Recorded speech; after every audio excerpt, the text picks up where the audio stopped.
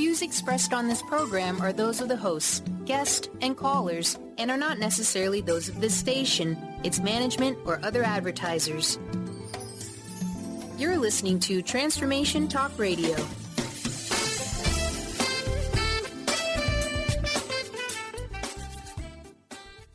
Welcome to Lucid Planet Radio with Dr. Kelly Neff. This hit show will illuminate your senses and empower you beyond your daily stressors and hardships. Renowned psychologist and author Dr. Kelly will captivate you with far-reaching topics and amazing guests as you wake to the greatest version of yourself. Learn to tap into your intuitions, think critically about our world, heal emotional and psychological wounds, and follow your passions to live your dreams. Each week, you'll learn how to navigate the global shift of consciousness and explore the deeper knowledge within. Welcome home. Now here's your host, Dr. Kelly Neff. Hello, everyone. I am Dr. Kelly Neff, and you are listening to Lucid Planet Radio on Transformation Talk Radio, Starcom Radio Networks, and CRN Digital Talk, and more. Now, stay with us for the next hour, and let us help you experience healing, inspiration, and creativity every week on Lucid Planet Radio. Man, we have some of the most gifted scientists, healers, speakers, and authors helping you to become the greatest version of yourself. And of course, you can also find out more on our website, thelucidplanet.com, and stream all of our shows for free on lucid-planet-radio.com. Hi, that's my guest for today, Daniel. I want to introduce you, and I want to get you on Skype, and I'm hoping that my studio is going to call you. I can't take the call right now because I'm in the middle of stuff. So, if you're there, if my producers are there, help us get our guest on the line. Anyway, I just want to also announce before we get started some of the big news that I was talking about in 2017, which is we are now being aired on the Starcom Radio Network, which is reaching an additional 50 AM FM stations across the country. I want to give a huge shout out to Ed Tile of the Ed Tile Show on Starcom for making this happen. I am just absolutely delighted that we are in such alignment. And I really hope that our new listeners on Starcom today are enjoying the show. And if you're out there, you can call in live 1-800-930-2819. So it is a new year, and we all love to set New Year's resolutions, or at least, reflect upon our lives and set intentions for where we hope to find ourselves in the year. But what if instead of choosing, the usual stuff like, losing weight, quitting smoking, making money, whatever, what if we set a collective intention for the planet? What if each of us did our part to make our New Year's resolution to help better planet Earth?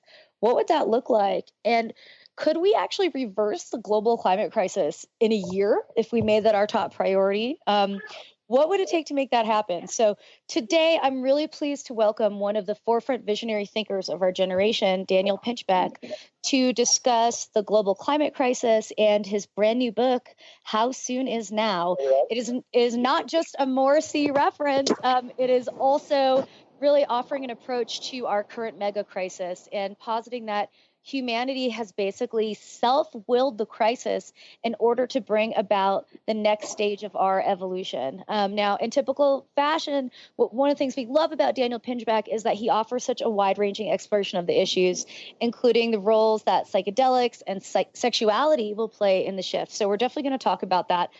So just a little bit of background. Daniel Pinchbeck is the founder of the think tank, the Center for Planetary Culture, which has produced the Regenerative Society Wiki, and his essays and articles have been featured in the New York Times Magazine, Esquire, Rolling Stone, Art Forum, New York Times Book Review, Village Voice, etc. He is the star of the wonderful 2010 documentary 2012 A Time for Change, and his books include Breaking Open the Head and 2012 Return of Quetzalcoatl, which was a New York Times bestseller. Now, he's of course known for foreseeing the rise in ayahuasca, Iboga, DMT more than a decade ago, and I'm just really excited to welcome him to the show. I know we've been trying to patch him in. So, Daniel, are you here?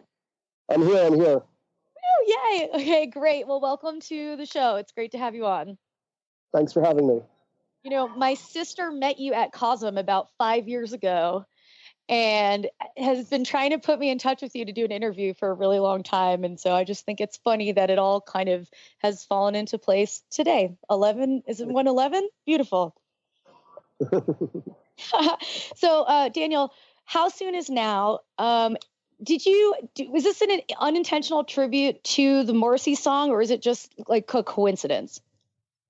I mean, from my perspective, it's more of a coincidence. It was graffiti that was written on a truck outside of a place where I was writing my previous book, and it just stuck in my head as an appropriate name for this book. Absolutely. Now, this book really feels like a call to action and really like a wake-up call. Was that your intention when writing it? Yeah, definitely. I mean, absolutely. I mean, I just had this, for many years, I had a very strong feeling that we needed to think about our situation more systemically, and the way that people, for the most part, are approaching trying to come up with solutions is very short term and very limited, and within a frame of reference that's already been kind of defined by a whole political and economic system, and we're kind of like just butting our heads against this system. And meanwhile, all of the problems in the world are getting more and more dire. In particular, the ecological problem. Absolutely. Well, you raise a really interesting point, something that really resonated with me, which is kind of we believe ourselves to be waking up. And certainly a big theme of the show is kind of this like global shift of consciousness. But what's kind of happened is you have this elitist corporate Diet Coke kind of spirituality awakening. You mentioned in the book, it's like you're reading the Four Agreements, you're doing your Tantra workshop at the weekend, you go to your yoga class, but you're not really fully surrendering to what the awakening is. And so it just kind of becomes another form of the capitalist hegemonic ideology. And you contrast that with like waking up for real. And I guess I just love to hear from you, like, what does it mean to wake up for real and get out of that trap that kind of we need to heal ourselves in order to be okay to then heal our planet? Okay, well, I guess, I would say that, we've all been brought up in a very, a culture that's focused on, individualism and hyper-consumerism. And so we tend to look at things from those perspectives, including spirituality. So spirituality in our culture is very much people do for themselves. You have to master the Four Agreements or understand the power of now, and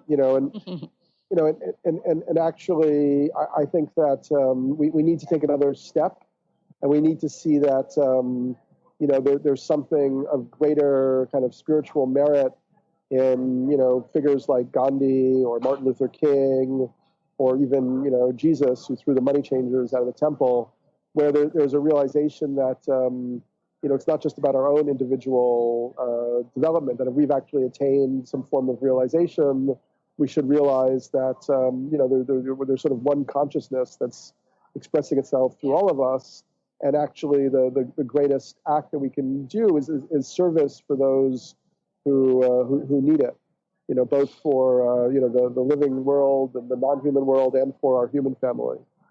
Absolutely. And this isn't to say that, wanting to better yourself as a person and following spiritual practices, I don't think either of us is saying that's a bad thing at all. It's just recognizing that maybe isn't the only battle, and we need to kind of collectively work together. And so I think about your earlier work with ayahuasca, Iboga, DMT. Does this kind of play into the perspective that you're developing in How Soon Is Now? Yeah, absolutely. I mean, for instance, when I went down to the Amazon for the first time and did ayahuasca, we passed through a huge area where the jungle had been cut down, after the oil companies penetrated the jungle. And the medicine itself often gives you, kind of messages about the necessity of taking care of the planet and so on. So, for me, like, that's really what the medicine is all about. Is about, you have to do your own healing and your own inner work, but don't get stuck on that level or in that place. Then it's really about how do you serve the collective. And then in order to serve the collective properly, you have to have a systemic understanding of what's happening on the planet and what needs to be done. What inspired you? Was it these psychedelic experiences? I know we're going to take a break in a couple minutes, but I'm curious, was it the psychedelic experiences that first inspired you to see in terms of the collective, or were you seeing in terms of the collective and then the psychedelic experiences kind of enhanced that? I think I had started basically what happened is I was a journalist. I was writing for magazines. I did a piece for Esquire magazine, which was kind of like, for them, kind of like a jokey ecological piece, looking at why the sperm count had declined 50% in the last 50 years. Of course. And what I found was that it was quite serious, that it was like plastics and pesticides and chemicals that were hurting our endocrine system and also causing breast cancer and all these other cancers and so on. And then when the piece came out, there was sort of this joking kind of reaction to it. And I began to realize that, like, we were really in trouble because for whatever reason, these terrible things were happening to our environment, and we were totally disconnected and alienated from it. And, I thought one reason for that was the kind of scientific materialist worldview, which was basically like a nihilist worldview, which sees that, kind of the consciousness can only be brain-based. So, once you're dead, that's it, total kind of void of anything. So that's why, in a way, for me, my work, my life's work over the last 20 years has been very consistent and very logical and very coherent. Because first I needed to understand, was that the case, or was there any other kind of, other parts of the soul or the spirit, or was there any reason to believe what mystics said? And that led me to psychedelics as the most kind of easy way, systemic way to explore that and to prove that. And then later on, that led me to explore the indigenous understanding of the world, and then to think about the systemic change that needs to happen. Absolutely. And we're going to talk a lot more after the break about what is the systemic change. I'm here with Daniel Pinchbeck. He's going to share with us kind of what are the consequences to the planet if we don't slow down the rise in temperature. So stick with us here on Lucid Planet Radio with Dr. Kelly, and Daniel Pinchbeck and I will be right back after this short break.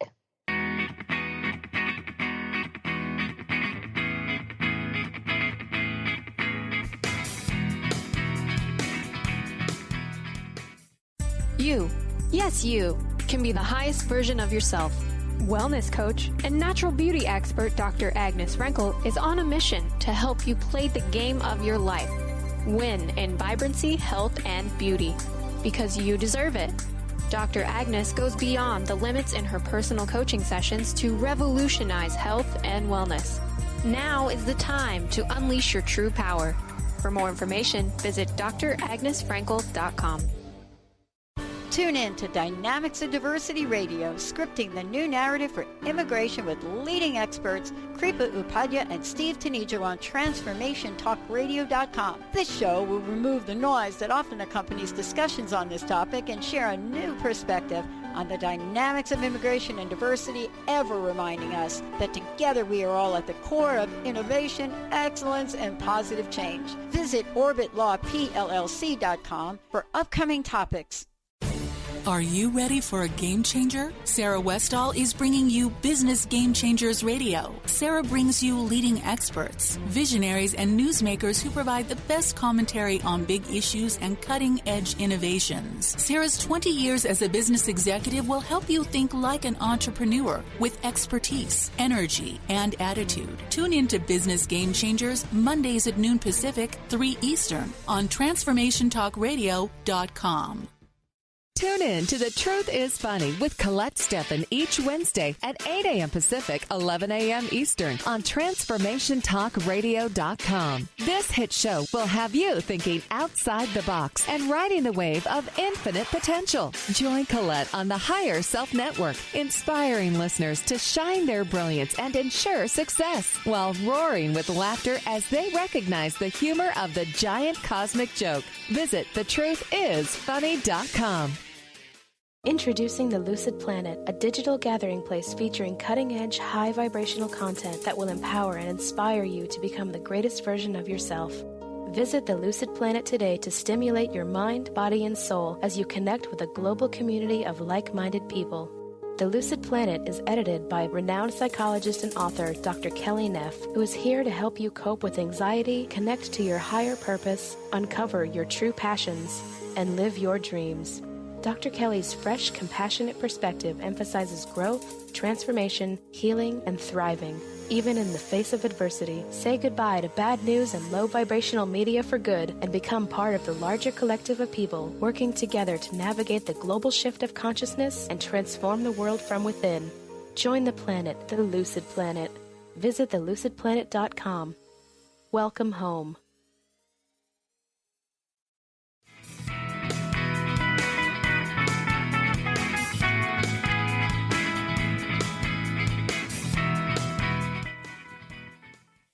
We are back on Lucid Planet Radio with Dr. Kelly, and my guest today is Daniel Pinchbeck, who is talking with us about the global climate crisis from personal initiation to global transformation. I just want to again give a shout out to our new listeners on the Starcom network, and also let you know we're going to take some live callers today if you're in the mood to chat with me or with Daniel about, the global climate crisis, sexuality, psychedelics, whatever. You can call us at 1-800-930-2819. That's 1-800-930-2819. Now, Daniel, I thought before we continue, I just love to make sure that everybody knows how to contact you to find out more about your books, your events, and so on. Sure, there are many ways. I mean, the website for the book is howsoonisnow.info. I also have a personal website, pinchbeck.io. People can go and message me there. I also have an active user of Facebook and Twitter, Instagram, all that kind of stuff. Yep. And if they want to, How Soon Is Now also has the roster of events, across America and in London and Germany next month and so on. So, yep, those are the good ways. Perfect. And when is the book out? I know I have an advanced copy of it because we're doing the show. Is it out yet, or is it coming out soon? It's not quite out yet. It's out in about a month. February 20th, I believe, is the official pub date. February 20th. Perfect. So if you want to pre-order that, you can probably do that on Amazon. How soon? Well, apparently another month. Sorry. Exactly. So, Daniel, I really want to get into this climate stuff. A lot of our listeners are very aware of these topics, but for those who aren't, can you describe the horrifying consequences for the planet if we don't slow down the rise in temperatures, or at least can you summarize them? I know there's a very, very thorough description in the book. Well, first of all, climate change is only one of the many issues that are facing us. In fact, the most comprehensive picture is provided by the Stockholm Resilience Center. They came up with something called the planetary boundaries model, and they denoted 9 planetary boundaries that we have to not trespass, and we've already kind of crossed 3 of them. So those include, obviously, global warming, but then they also include things like species extinction, ocean acidification, nitrogen runoff from agriculture, ozone layer depletion, and so on. I would have to say that there's some likelihood we could bring about our own extinction as a species in a relatively short amount of time. We're at the moment, in terms of just the species crisis, we're losing as many as 150, 200 species per day. Scientists estimate there's about 8.7 million total species on the planet. So if you do the math, it means we're losing something like 10 or 15% of the remaining species, the remaining biodiversity every 10 or 15 years. I guess 10% every 10 or 15 years. And, we now know how the whole web of life is meshed together very, very deeply, and it's a very interdependent system. So if we keep tearing it apart, we're obviously going to be in big trouble. In terms of global warming in particular, the last time there was this much CO2 in the atmosphere, which is more than 400 parts per million, temperatures were 4 degrees Celsius warmer than they are now, and sea levels were 100 feet higher. So if we simply stay at this level, we're probably going to, we would get to that point. Except that doesn't happen incrementally. Unfortunately, at some point, there's a triggering of an eruption of frozen methane from beneath the Arctic and the Siberian permafrost that could bring about another 3 to 4 degrees Celsius estimated temperature within, a few decades. And it's thought that the eruption of the methane caused the Permian mass extinction. And it was like 60 million years ago or something. I can't remember exactly. where 95% of all life on Earth went extinct in under a century. So the problem with that is, one problem would be just simply oxygen. At the moment, we're deforesting a lot of the planet.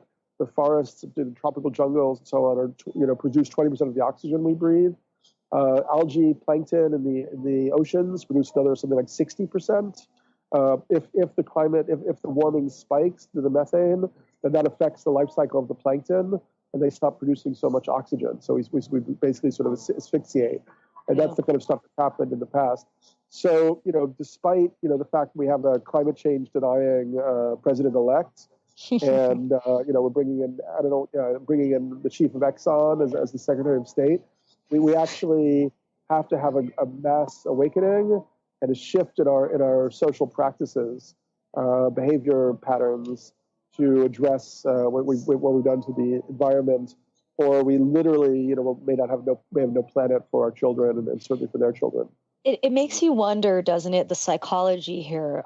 Is it that, and I think about this a lot, is it just so startling and disturbing and tragic and messed up that it's kind of easier to shift away? Like, it's too much fear. They've shown in psychology, if it's too much fear, it doesn't work. If it has to be just the right amount of fear to change behavior. And I can't help but wonder, are we in denial? Are we just so scared? Or do we just not care? Do people just not care, and they just think that, it doesn't matter, we're screwed anyway, might as well just rage face until the end of time? Like, I'd love to hear your thoughts.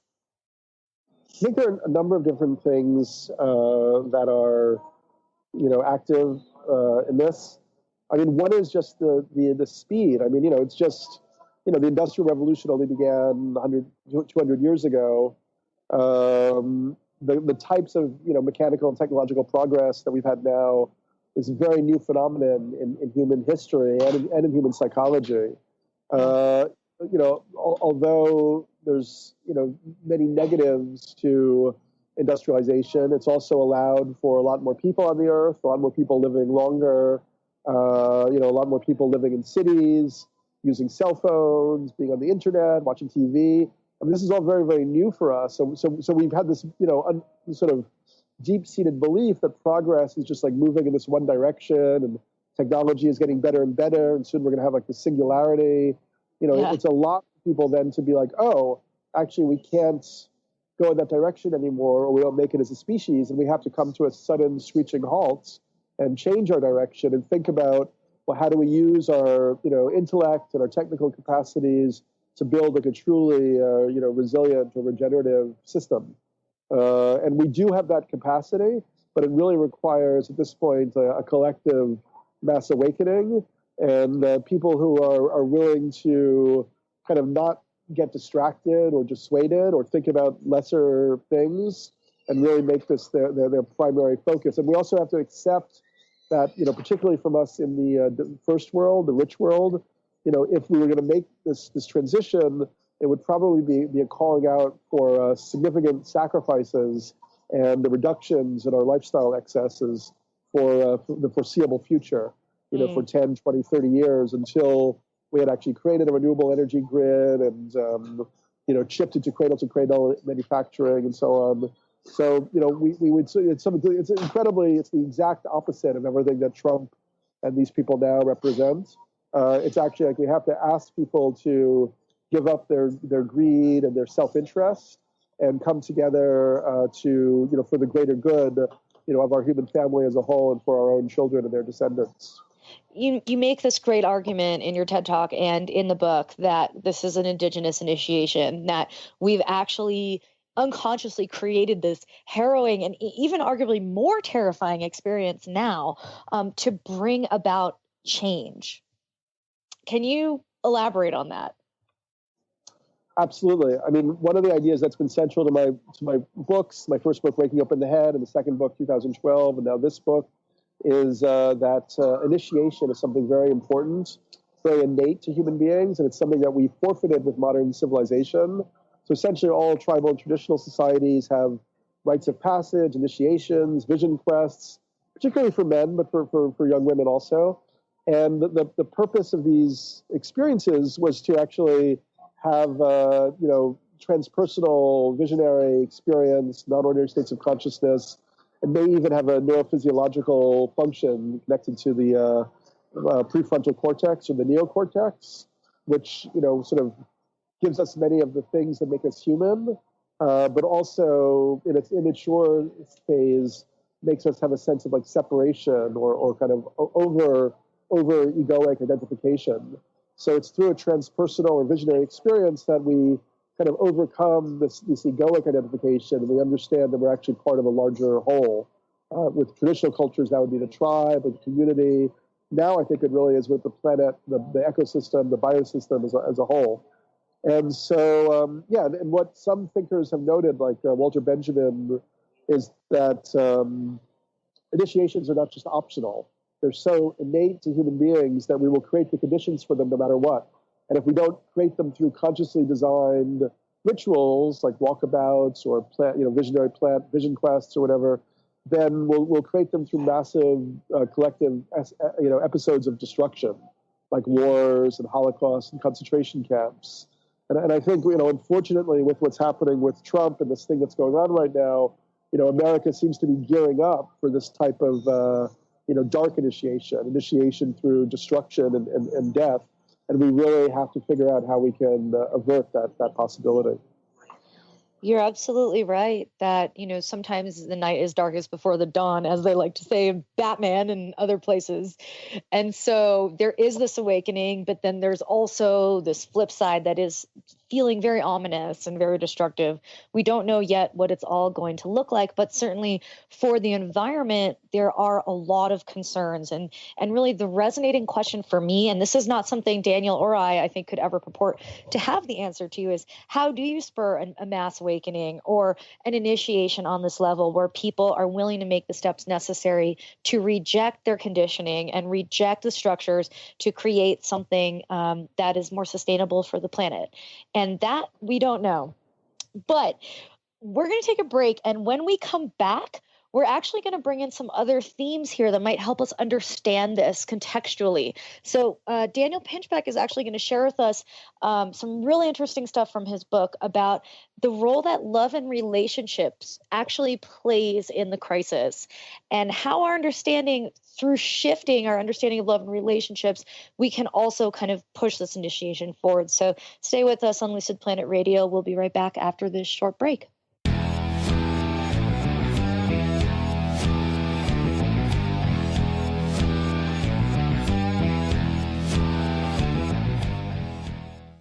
Is traditional medicine not working for you? Do you still feel as if your health isn't 100%? Here at the Holistic Medical Center, Dr. Nushin Darvish and the qualified staff look through the dimensions of wellness and start a healing plan prioritized to your needs. Our physicians assess the whole you until complete health is achieved. Get the help you need by visiting drdarvish.com or call 425-451-0404. Brand consultant Jen Morgan is here with Radically Distinct Radio to help you take control of your future and maximize your brand's power to produce results. Whether you're an individual trying to reinvent yourself and launch a new venture, or you're an executive trying to reposition your company to modernize your sales and marketing programs, Jen Morgan and the RAD method empower you to play to your strengths and show up in the world as your most powerful brand. To learn more, go to jenmorgan.com. That's Jen with 2 N's Morgan.com, or call 206-972-5366. Tune in to the Angels and Answers Psychic Radio Show with clairvoyants Artie Hoffman and Sky Siegel every Thursday for a 2-hour show, 2 p.m. Pacific, 5 p.m. Eastern Time on Transformation Talk Radio. Artie and Sky deliver spiritual and motivational messages with passion and a sense of humor. Call in 800-930-2819 for live and on-air readings. Visit artiehoffman.com and skyofangels.com. Tune in to The Jen Royster Show, intuitive guidance to inspire your life, each Thursday at 8 a.m. Pacific and 11 a.m. Eastern on TransformationTalkRadio.com. This amazing show is an inspirational hour that will take you on an epic metaphysical journey to discover the spiritual approach to life's greatest challenges. Dr. Jen is an internationally known intuitive counselor, spiritual teacher, and energy healer. Call in for intuitive readings and visit JenRoyster.com for more information. Introducing the Lucid Planet, a digital gathering place featuring cutting-edge, high-vibrational content that will empower and inspire you to become the greatest version of yourself. Visit the Lucid Planet today to stimulate your mind, body, and soul as you connect with a global community of like-minded people. The Lucid Planet is edited by renowned psychologist and author Dr. Kelly Neff, who is here to help you cope with anxiety, connect to your higher purpose, uncover your true passions, and live your dreams. Dr. Kelly's fresh, compassionate perspective emphasizes growth, transformation, healing, and thriving. Even in the face of adversity, say goodbye to bad news and low vibrational media for good and become part of the larger collective of people working together to navigate the global shift of consciousness and transform the world from within. Join the planet, the Lucid Planet. Visit thelucidplanet.com. Welcome home.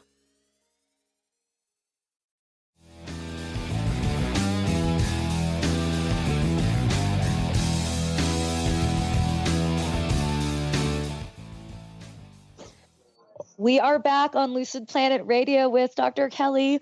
I have Daniel Pinchbeck here, who has been talking with us about his new book, How Soon Is Now, out next month. And really, we've been talking about the global climate crisis and the role of initiation. And so what I wanted to talk about now is this very provocative chapter of your new book that explores the idea that love, sex, and romantic relationships are actually playing a part in the crisis and can also play a part in our initiation and healing.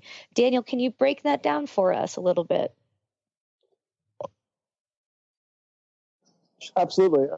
Yeah. So it's one of my theories in the book is that this area is a particularly crucial one. And it's, once again, if we look at the last election, it's amazing how, sexuality was a kind of running major theme in the election in many ways. For instance, Hillary Clinton's husband, Bill Clinton, and the scandal that led to his impeachment. Sure. Trump and his, comments, his misogynistic comments.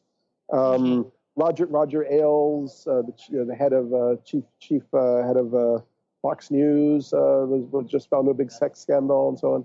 So we can see over and over again that something about sexuality is something that we haven't really reckoned with as a society, and it keeps coming back in many different ways to hurt us. What I guess I consider in the book is this idea that sexual monogamy is actually not innate or natural to our species. As you mentioned, the book Sex at Dawn by Christopher Ryan and Calcita. One of my favorites. If you haven't read it, it's awesome. Yeah. Sorry. So they looked at a lot of evidence around early human history and our primate origins, and basically argued that there was no evidence that we were ever meant or kind of biologically meant to be a monogamous species. That doesn't mean, of course, that some people can go against their natural programming and find happiness in monogamy, but for a lot of people it's very stressful and a big stretch, and I think it has a lot of different reverberations culturally. Like one is a deep sense of kind of dissatisfaction and disappointment that a lot of people have, because particularly men who are maybe more programmed to seek multiple mates, but the sense that you never really had your needs met, your pleasure, satisfied, and so on. Well, sure, and for women too, having to feel this level of kind of shame and repression that they're not able to express their sexuality in a constructive way. Exactly. Yeah. Sorry. So no, absolutely. I'm glad you interjected. Yeah. So, I definitely felt it's something that was like a big deal in my own life, and in fact, in a way, like. I'd had serial, monogamous experiences and also kind of like drunken late night experiences, but they were never really that fully satisfying. And then in middle age, I, became a celebrity in this kind of psychedelic circuit and so on. And suddenly I had a lot more kind of sexual opportunities, as you do when you become, a celebrity of any sort in this culture. Which in itself I think is kind of sad. Like I was exactly the same person. It is. You're right. When I was, younger and morose around it. Your journey you share in the book, it was very inspiring to and very also part of this healing of the relationships between men and women and the expectations around us, to share that and talk about, you felt almost like after missing out, you felt like you were almost kind of entitled because you had seen all these other guys do all this stuff and then you wanted your turn. And you realize that maybe in retrospect or in hindsight that could have been like hurtful to the people that you were with, not really present or not really realizing it. Am I right? Kind of? Yeah, totally. I mean, I used a lot of, justifications, and I just also maybe, wasn't, because of my own past, there was a level of maturity missing, or something. I don't know, but once again, it's like I just take my personal experience as a marker in a much larger, kind of cultural pattern. Yeah, me too. 100%. And for me, like one of the main kind of alternatives that I discuss in the book is a community in Portugal called Tamara. That was started by German radicals who were part of the left in the 60s and 70s in Germany. And they began to realize that, that there were these dreams, these utopian dreams of the left, creating like a new, society or a new utopia, but they weren't coming to fruition. And they began to realize that what was holding back those dreams was actually these core issues around love and sexuality, which would end up to, cause like recriminations and jealousy and envy. So they actually felt they needed to separate themselves from society and explore this whole realm and see if they could come up with a new design, like a different social design for human society.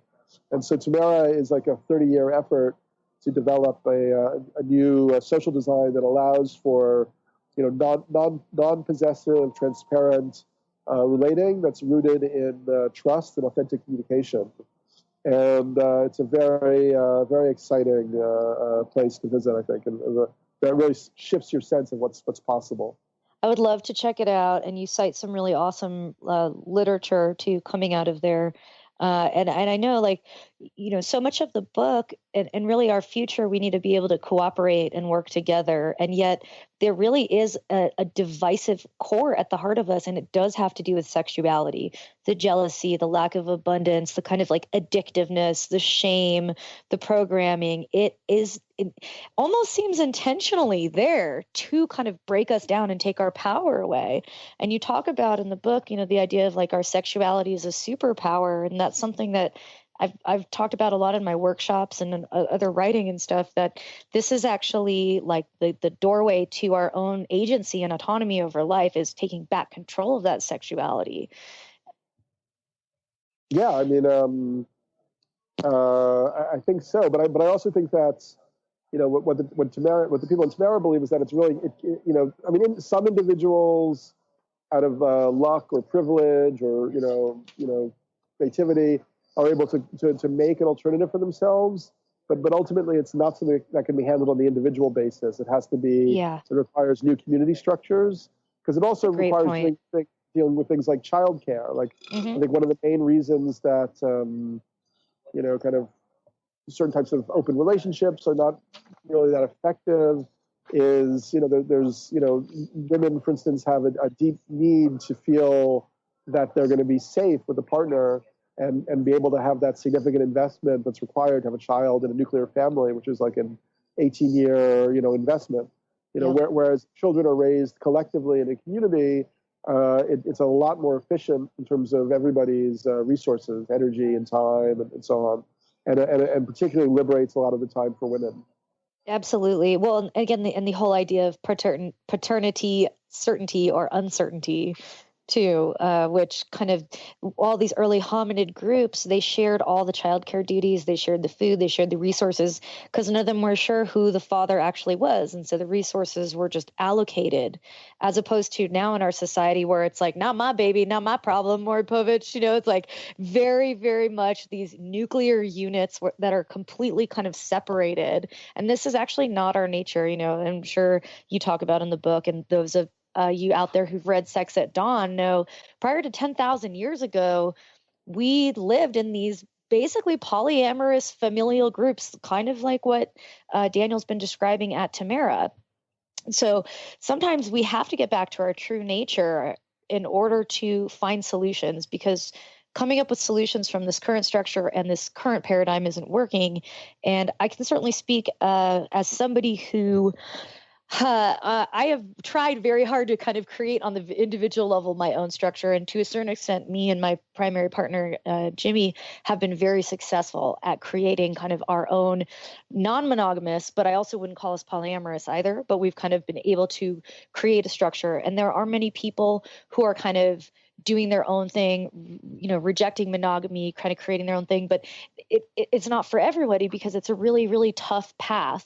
There isn't really anyone to help you except for yourself. And that's a kind of burden. Yeah, exactly. Yeah. Yeah. So I guess. And it is changing. I mean, there are more and more people, exploring these alternatives, definitely.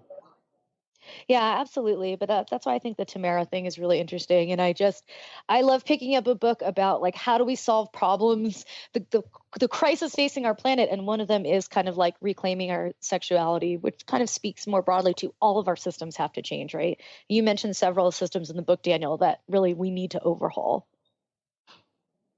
Oh yeah. I mean, what I tried to do in the book was understand it kind of systemically, from this paradigm of initiation, and also thinking about kind of humanity as a whole as kind of a planetary superorganism that's in a symbiotic relationship with the ecology of the Earth as a whole system. And then from that perspective, I then explored our technical systems, our political economic system, and so on, and tried to really offer a different operating system that we could apply to it. Which I love. And I know it talks about in your press materials, Russell Brand called this kind of a blueprint for the future, which I love. And we're going to talk a little bit more about that when we come back. We're going to wrap up this show here on Lucid Planet Radio with Dr. Kelly. Daniel Pinchbeck is going to share with us kind of things that we can do on the individual level that can be kind of practical, and also how this book can serve as a blueprint and what you can gain from reading it. So stick with us, and we will be right back to wrap up the show.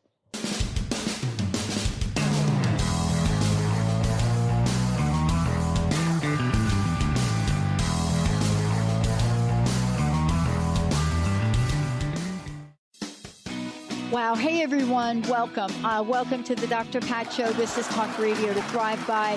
I'm telling you, I got to pinch myself some days, because when each of us gets called to do something that we so not thought was in our wheelhouse to do for a purpose that's so much greater than us, we get to show up and shine. If you would like to show up and shine on the Dr. Pat Show as a co-host or sponsor, send us an email to inspire@thedrpatshow.com. Are you sick of feeling overworked with no motivation? Take a break from the daily grind. Life coach Nicole Eisler is here to provide a healing journey of optimism. Passionate and caring, Nicole is no ordinary soul. Her dedication to helping everyone has no limit. Witness the power of positivity. Tune in every first and third Tuesday at 4 p.m. Pacific for Positivity Party Radio with Nicole Eisler on Transformation Talk Radio. For more information, visit BigDreamAwakening.com. Hey, everyone. This is Dr. Pat. I am so thrilled. I've had the honor of working with Leslie Fontaine for the past year or so.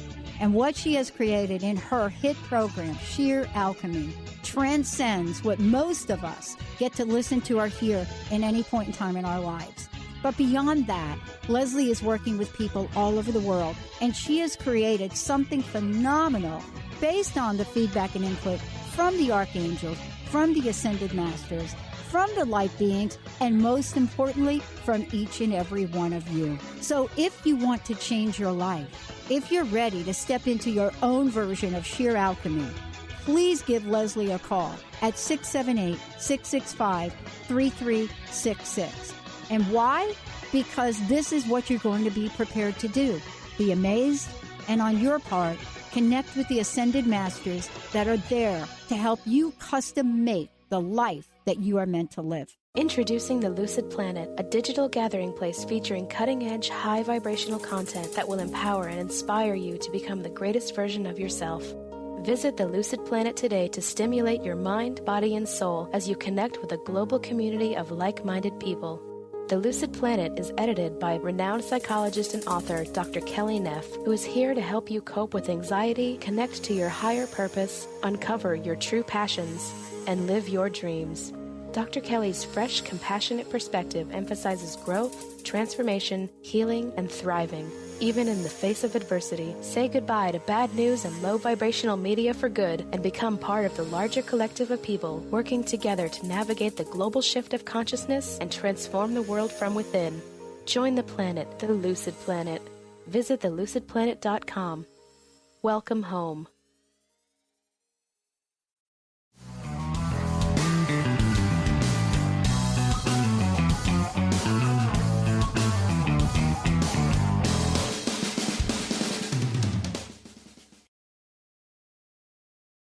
Welcome back to Lucid Planet Radio with Dr. Kelly. I am here with Daniel Pinchbeck, and we have been talking about the global climate crisis as a collective human initiation.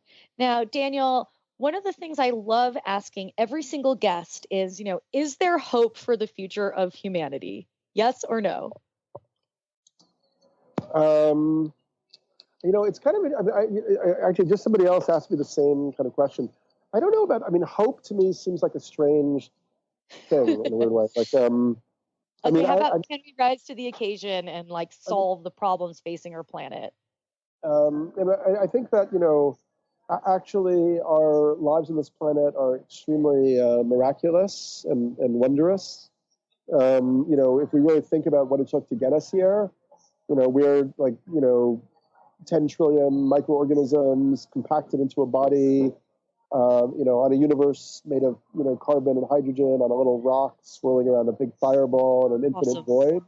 The whole thing is mind-boggling. So, anything could happen. And, my own perspective, like a whole element of what I, think is real is also, shamanism, magic, the esoteric, the occult, the psychic. There's a whole secret reality that has a role to play. I do believe that we're on an evolutionary journey. I don't think we're at the end of our evolutionary journey. I think that, we're in the process of an evolution of consciousness to more and more sophisticated and subtle realms. And yes. This is kind of like the crisis that's constructed around us is meant for us to, in a sense, break through it. Kind of like, Mission Impossible or The Lord of the Rings or Harry Potter or something. We've now created a situation where we need to bring about a almost Houdini-like transformation, and it'll be interesting if we can accomplish that. There's definitely some alchemy going to be involved, and you're just reminding me of like a lovely internet meme, because that's really our main form of communication now is memes, which talks about if life is like a video game, so you're progressing when the obstacles get harder and you have more enemies, right. Something to that extent. So that definitely kind of feels like where we are. In your book, you mentioned you're not really one for kind of micro individual solutions. Your book is more of a macro kind of blueprint that examines a number of different systems, but you do make some suggestions for things that people can do, learning to live with less, essentially. How would this work practically? How would it work practically? It's complicated because I really don't feel that I have any right or reason to be prescribing other people's behavior to them. Obviously, like we know, yep. We know that meat eating, is a major contribution to, a lot of negatives like climate change and pollution. Yeah. Deforestation. A lot of forests, jungles are being converted into soybean plantations to feed cattle. So if people were to stop eating meat in large numbers, it would definitely have an environmental impact. If people were to stop, taking so many plane flights or driving so many cars around or driving cars alone, that would all have benefits. But I know that everybody is in kind of the momentum of their lives in this current world. So I actually think it requires something that's more of like a global movement that has some type of systemic underlying support to it. In my book, I look at things like Facebook and Google as really extraordinary because they've shown that we can actually, connect the whole world together in a short period of time. And I propose that maybe, the next stage would be, almost like the internet becoming really like a global brain where humans can make mass decisions together and choose collectively to do things that we don't have the strength individually to do. It is an interesting concept, absolutely. If these corporations would allow it, like Facebook and whatnot. But on the other hand, we've allowed these corporations. I mean, we're all using Facebook. We don't migrate to something else. Many people, still have their money in big banks that, do things like the Dakota Access Pipeline, et cetera, et cetera. Yeah. And I'm not saying that I'm any better. I really do believe that the way for change to happen would be a kind of systemic support network or platform or movement that really inspired and encouraged people and also gave them immediate alternatives. I read, this is my 2 cents. I completely agree with you, and I want to talk more about that. But I just want to say, I read an article this week saying that the average person in America throws away 80 pounds of clothing a year. This is like absurd. And that if you look at our landfill, that actually sounds impossible to me. 80 right? pounds. Okay, I read it on the internet, so it must be true. I gotta fact check this. But yeah, it was just absurd the amount of clothing that we throw away. And they said that in our landfill, it's only second to plastic is just the amount of like clothing, this fast fashion. People are buying stuff and it falls apart because it's junk. So like upcycling your clothes or like making your own clothes out of old clothes or like not buying so much new clothing. Who would have thought that that's actually like really, really harmful for the environment? I'm just throwing it out there, and I'm going to try to find the link right now to that meme or video I saw. And in the meantime, Daniel, you are actually, speaking of platforms, you are starting a new platform called Woke. Can you tell us what that's all about? At the moment, it's kind of in the experimental phase, but I have a bunch of collaborators, people who are in television, as executives and who make TV and so on. And we're thinking about, what kind of a network would be possible that, contributed in a positive way to the type of change that we need. Awesome. And if okay, here we go. So I'm sorry to interrupt you there. So I'm looking at this article on Take Part, and it's from a movie called The True Cost. They're saying that the average American tosses 82 pounds of textile waste each year. So not just clothing, but a lot of clothing. So in case you guys are wondering, takepart.com has a video all about this. So Daniel, what else are you getting into? You got some new projects coming down the pipeline, or some events maybe where people could come and see you speak? Well, there are tons of events for the book. And I think we mentioned before, if people go to the website for the book, howsoonisnow.info, there's an events page, and they can find, all the events that are upcoming. Other than that, I started a new podcast, which people can listen to. It's on iTunes. It's also called How Soon Is Now. And, awesome. Just really focused on trying to get the message of this book out there and slowly beginning to move towards writing another book. And this one took you 8 years, huh? Yeah, well, it's complicated because actually, I mean, the last book, 2012, The Return of Quetzalcoatl, came out in 2006, I guess. So it's taken a while, but I also started a company and I made a documentary film, 2012 Time for Change. So film. I did a lot of things in the meantime. Yeah, it's not like you've been sitting around for a decade.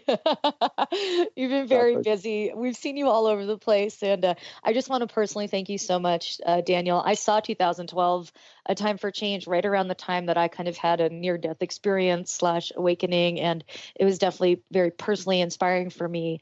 So I'm very grateful for the work you do. And I just want to thank you so much for coming on the show today. No, thanks for having me. Absolutely. I hope to have you back in the future to talk more about this. And remember, everyone, you can purchase How Soon Is Now starting from next month, and you can go to the website. Yep. Howsoonisnow.com? Yeah, and of course, people can already pre-order it either from Amazon or from a local bookstore, and of course, I would encourage them to do so. Absolutely. Pre-order it from your local bookstore. Well, again, thank you also to all of our listeners, particularly our new listeners on the Starcom network. It's great to have you here. And I look forward to joining you every Wednesday live on the air at 5 o'clock Eastern, 4 o'clock Central, 3 o'clock Mountain, and 2 o'clock Pacific. You can find out more about me and the show at thelucidplanet.com.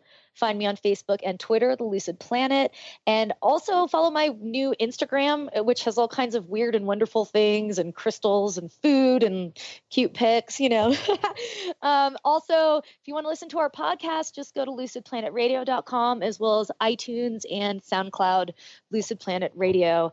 Now, next week, I'm very excited to welcome back to the show Jonah Gabriel Haas, who's going to speak with us about lucidity, eudaimonia, and beyond, basically what it means to create a permanent festival eco-village at Trillium and kind of this whole idea of festival Earth and what that's like. So very cool. Stay tuned for that. Light and love, and I will see you next week. Bye for now. You've been listening to the hit show, Lucid Planet Radio, with renowned psychologist and author, Dr. Kelly Neff.